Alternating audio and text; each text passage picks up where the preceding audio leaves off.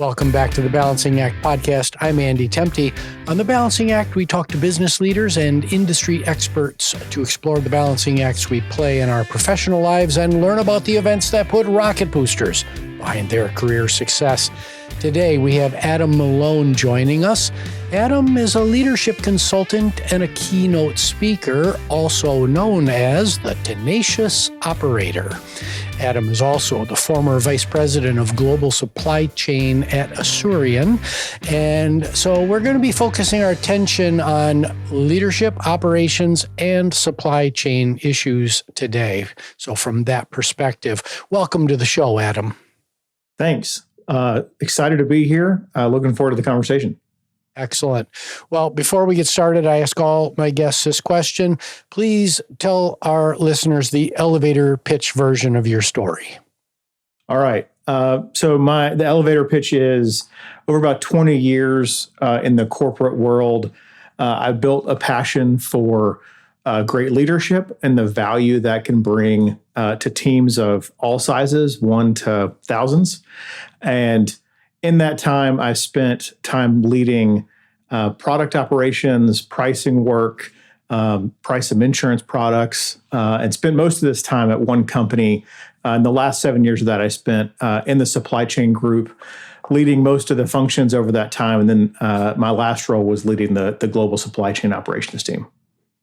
So you also have pricing experience. That is good to know because just like supply chain, which is essential for any business to function smoothly, pricing is one of the little known tools that can really help a company with the economic value proposition that they have. So good to know you've got that experience as well.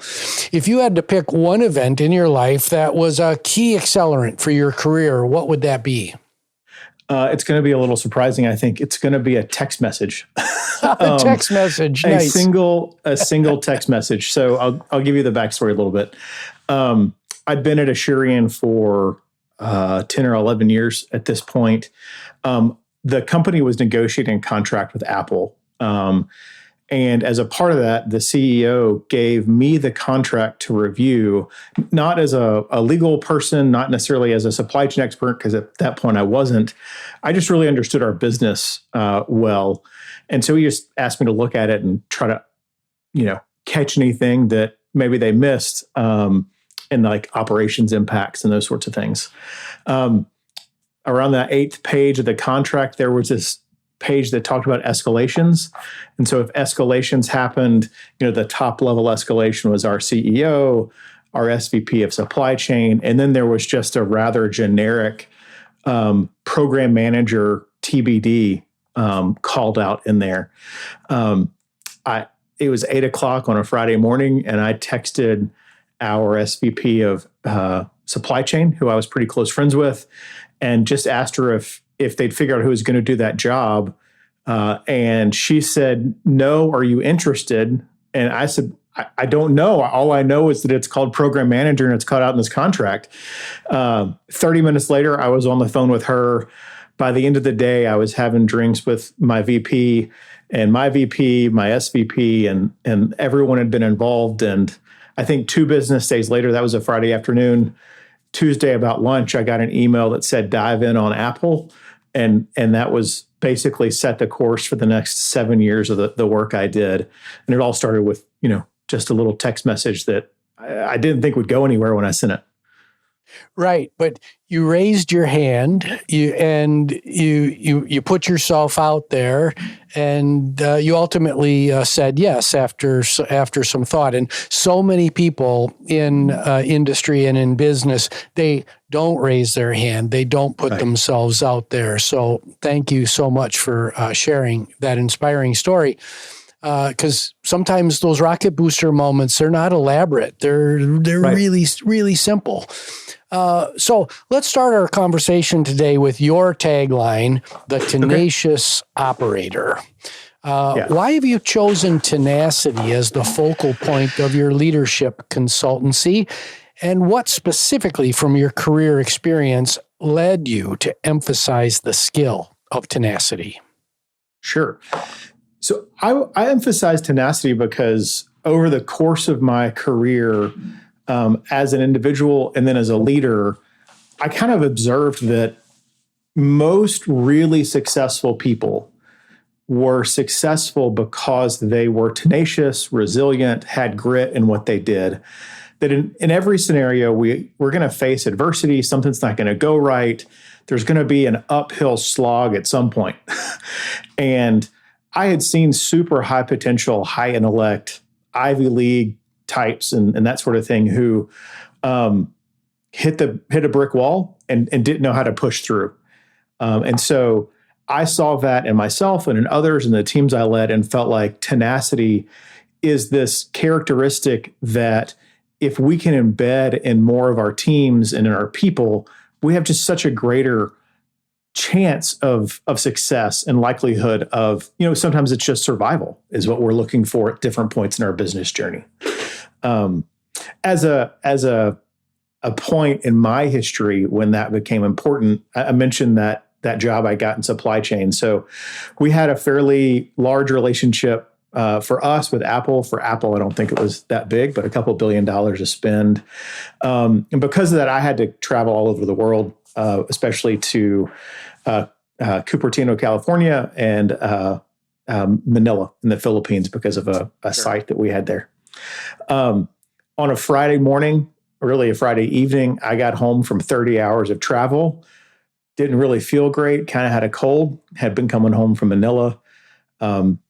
Monday morning, I found myself on an American Airlines flight to San Francisco, and I hit the brick wall. I was just like, I don't feel great. This is fun in some ways, but I'm running out of jet fuel. And in that moment, I realized I had to do something different.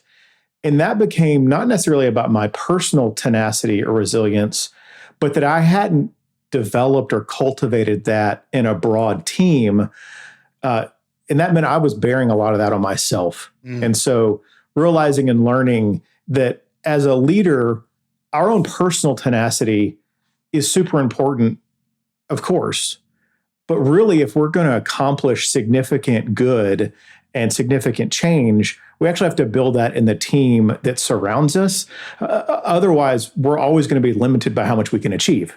And so I want to instill the concepts of being an operator, someone who can get stuff done, and the concepts of tenacity, resilience, and grit into more and more teams, and not just individuals, but embedded in the teams. Yeah, that's fantastic. What I'm hearing is a version of if you want to go fast, go alone, but if you want to go far, go together.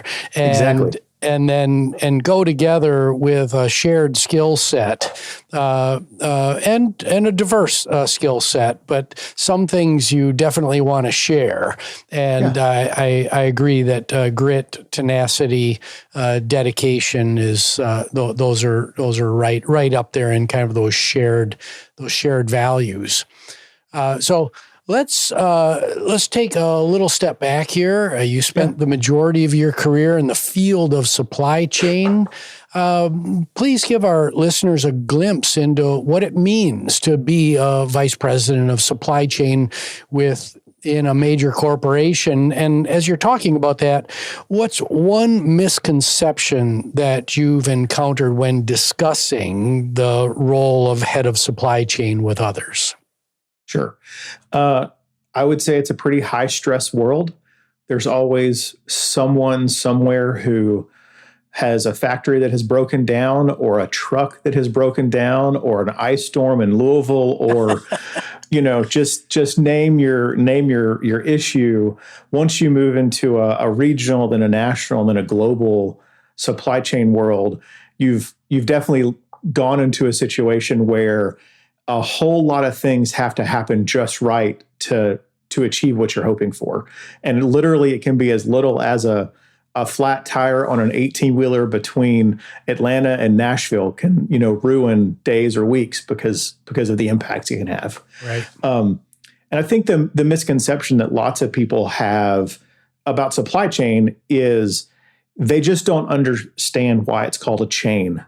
They they use their buying experience as like a lens for how they think companies operate. You just go to the local Sam's or Costco or Walmart for business, and you kind of put in your PO, and goods show up. And most people really don't understand that it's called a supply chain because any given good that you purchase could have tens, 50s, or hundreds, sometimes even thousands, but certainly hundreds of producers and suppliers that were in the chain of making that good. And if any one of them fails, it has a domino effect on the entire, production capability and delivering what customers need. I do think COVID highlighted some of that for people, and we can talk about that in a minute. But I think the biggest other misconception people have, and this is more about leadership in general, not about necessarily VPs and supply chain, but I think lots of people have the view that executives make a lot of decisions. And that the job is making decisions. And I've certainly many of us have worked in organizations where people had that viewpoint and that played through the culture and how things worked. But in my experience and in my leadership, what I found was really having success as a leader meant that you made as few decisions as possible. First, you want to build systems that make decisions for the team. So that's like thinking about a decision before it needs to be made and deciding the optimal paths you'll take so that ideally 60 or 70% of those decision points, you're just running a process that answers questions and generates output. And then the second piece is after systems, you got to develop people because ideally you're developing your organization so that the lowest level person possible can make an effective decision. That's how you get to a high level of performance and effectiveness and autonomy for your team, is that as low a level person as possible can make a decision. They should make a decision. They should be empowered to make it. And you should build systems in place that make that possible. So all those things work together to actually make it where if you're a really effective executive, hopefully you're making very few, but extremely important or impactful decisions. Yeah. And the first part of your answer to that question about the chain that exists, I really liked how you presented that, because I talk a lot about value creation along the value stream within, and any business is a stack or a set of value streams. And once we start to get people thinking in a value stream kind of a way, then they think about, okay, what value am I providing or contributing to the value stream along the way? And then once you start thinking like that, then it becomes much easier to think about supply chain also as a chain that has to run through the system. If you've got a busy beaver somewhere that's creating waste, it has knock-on effects all the way down the line. Same thing happens in supply chain. So thanks for taking us there. Yeah. Now, just in time or JIT inventory philosophies. We're going to talk about the pandemic now. They were, oh joy. Well, they were significantly challenged during the pandemic, and we had some. I think loads of folks have just kind of conveniently forgotten about how mucked up things supply chains got during the pandemic and how long it took to straighten those things out. How are supply chain experts thinking differently today about the balancing act between minimizing inventory stock and being as just in time as possible and balancing that with business resilience? Where are we today in that spectrum? Yeah, I think a couple things I would say. One is the concept of single sourcing versus dual sourcing or multi-sourcing. So for the listeners who maybe don't have as much background in supply chain, It's not rocket science, but single sources. I have one person I buy this from or one company I buy this from. In some cases, you may say, well, I'm single source with the company, but I get those goods out of two factories. And so maybe that's brings some resilience. But generally, the most resilient supply chains have multiple sources for their goods. That's the ideal.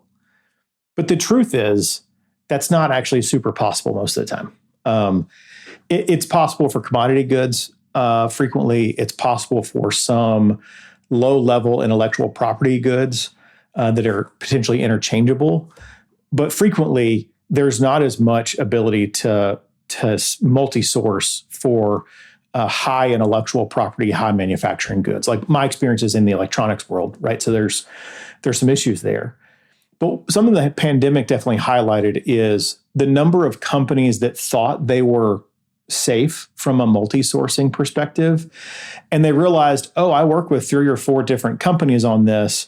But then once we had entire regions of the globe that were shutting down or locking down for long periods of time, you realized how much of your product may have been multi-sourced from the point of origin, but it came from the same region, or it goes through the same region, right? You can buy stuff from all over China, but 80 to 90% of it's going to go through like 3 ports. Right. And so if any of those ports have an issue, you've got a big problem. And so the regional sourcing has definitely had a highlight, and you've seen companies responding to that. Vietnam had already been a place that manufacturing was moving. That has accelerated some shifts from China, Taiwan into Vietnam in the electronics world for sure. And then you also see some other places in Southeast Asia doing the same thing.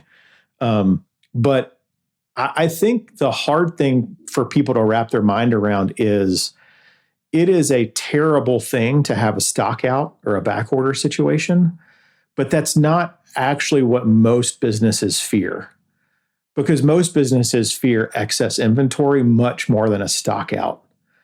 And to illustrate that, if you're at a company that has a 20% profit margin on their good, at a high level, that means that if you don't make a sale, you lost out on that 20% margin. But if I have a good that I have excess of, and ultimately I have to throw away, that means I lose 80% of that value. Or said differently, it's 4 times worse to write off a piece of inventory than to not make a sale. And so I think businesses are always going to love just in time. And if they have to pick a path, unless they are very, very high margin goods, they're going to err a little bit more on the side of not wanting to have their stuff go to the manager special part of Kroger than to, than to miss one sale. And that's even more true in retail settings, because when you think, I'll use a Kroger as an example, the largest grocery chain in the US, they've got, I don't know, it's like 2,000 or 3,000 locations. And so a stock out for them is devastating. It's not good. But for one of their suppliers, if they overstock 1,999 stores and just one of them doesn't have an out of stock, now they've really lost the battle at that point. And so retail settings, especially, excess inventory is terrifying if you're a producer of any sort. That's a fantastic lesson. Thank you for that, Adam. We're going to take a short commercial break, and we'll be right back with Adam Malone. Hey, it's Andy here. I've got a new podcast I'd like to introduce you to, The Saturday Morning Muse. Start your weekend with me by exploring topics that span leadership, business management, education, and other musings that are designed to support your journey of personal and professional continuous improvement. Subscribe today on your favorite podcast platform. And we're back with Adam Malone talking about the intersection between leadership, operations, and supply chain excellence.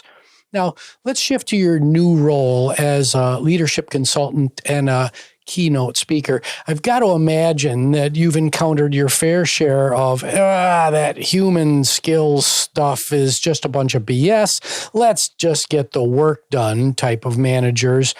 And they're skeptical of the benefits of focusing on the people side of their organizations. How do you convince the skeptics of the value that can be created by focusing on developing human skills within and across their teams? It's a great question because definitely every organization struggles with that. And I think the first struggle starts when they call it soft skills. They're not soft skills. I actually hate that term. They're actually very difficult skills. They're very hard skills to develop. And in most organizations that you see fail that are of any size, a lot of it comes down to things like communication, vision casting, and things like that sound super fluffy and soft. But then when you're in that organization and you are on the receiving end of terrible communication or just no communication or confusing communication, all of a sudden that feels a little bit less fluffy and more like a personal attack that I feel lost, sometimes alone. Things are going wrong and no one's here to help me. Right. And so I think helping leaders see the pain that some of those issues have caused for their team have really helps them to understand and embrace that soft skills like communication and vision setting aren't nice to have. And you actually, in a conversation with a leader, usually don't have to ask very many questions to find a recent large catastrophic issue in their business that has been the result of failures in communication or failures in cultural assessment, failures in implementing organization design correctly. And once you get someone to see that was a soft skill problem that had a hard cost, it really changes the conversation, especially if you have some background to help them diagnose, hey, here's the 3 reasons why that didn't work. Your communication wasn't clear. You didn't have buy-in from your people. And oh, by the way, a third of the organization had a different OKR or goal than your vision. And so they didn't pull in the same direction. And they go, oh, we should probably go work on that. Yeah, we probably should. Yeah, I find it personally fascinating because I've suffered from it myself, how quickly leaders and managers forget about their own personal experiences earlier in their career when poor communication drove them bananas or created these challenges on the front lines of the business.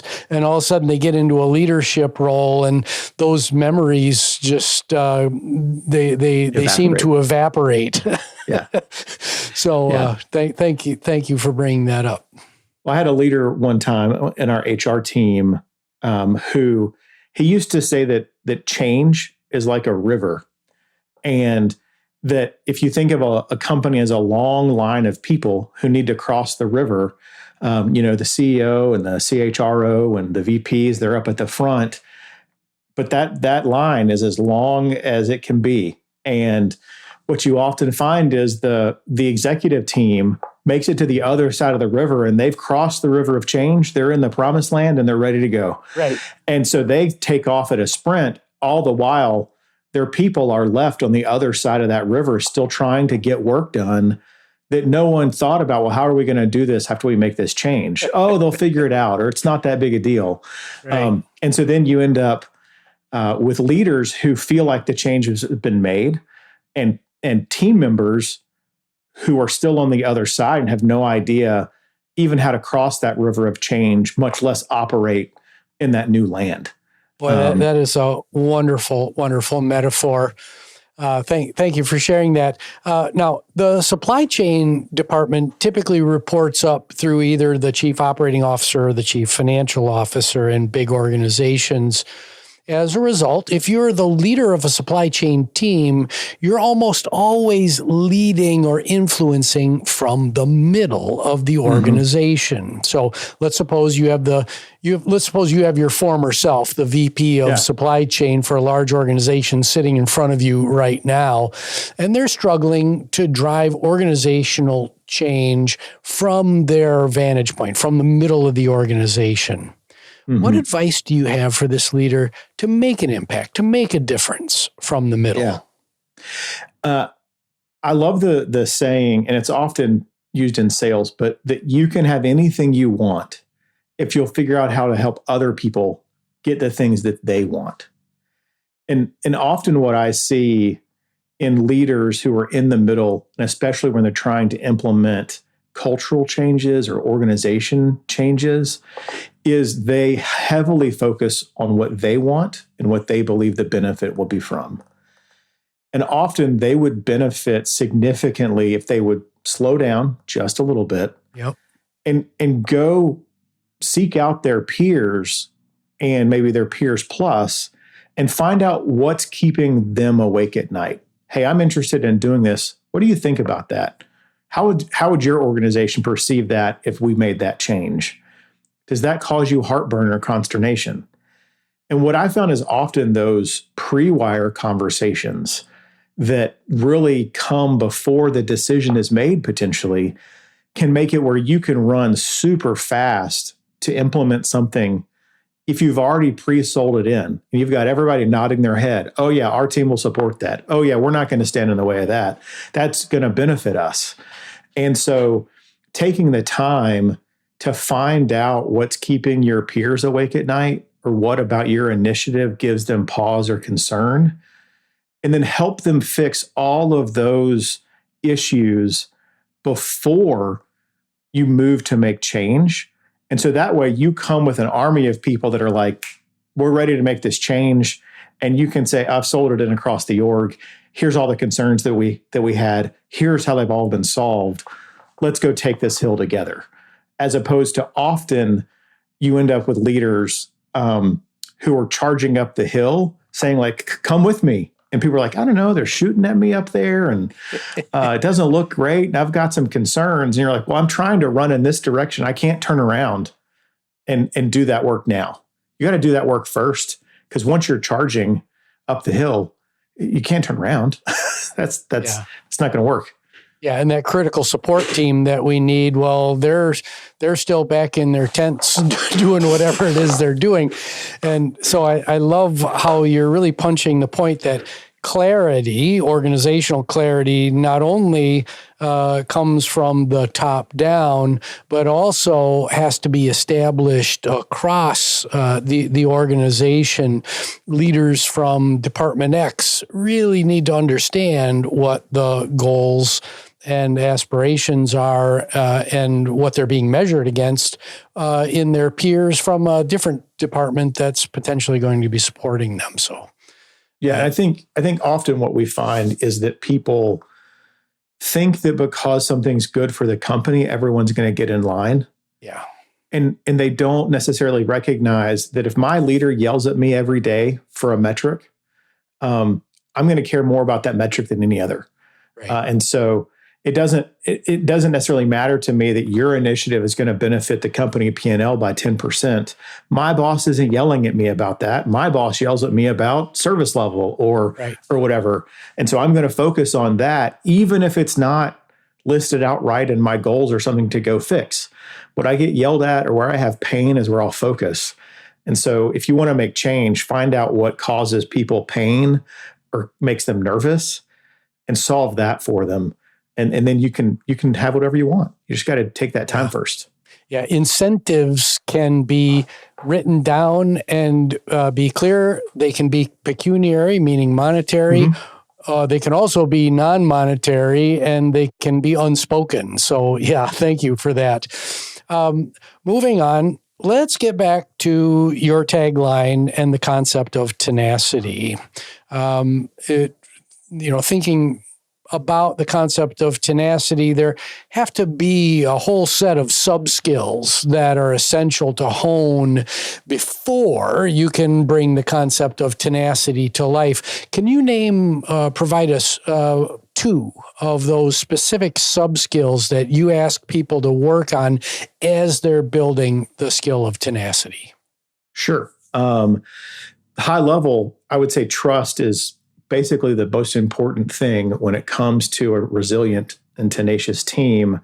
But that's too big. You can't say trust is a sub-skill. And so if you think about trust, it breaks down into authenticity, empathy, and logic, are basically the three-legged stool or the triangle that builds trust. But even that's like a little too big. So I'm just going to talk about one of those, and that's around empathy.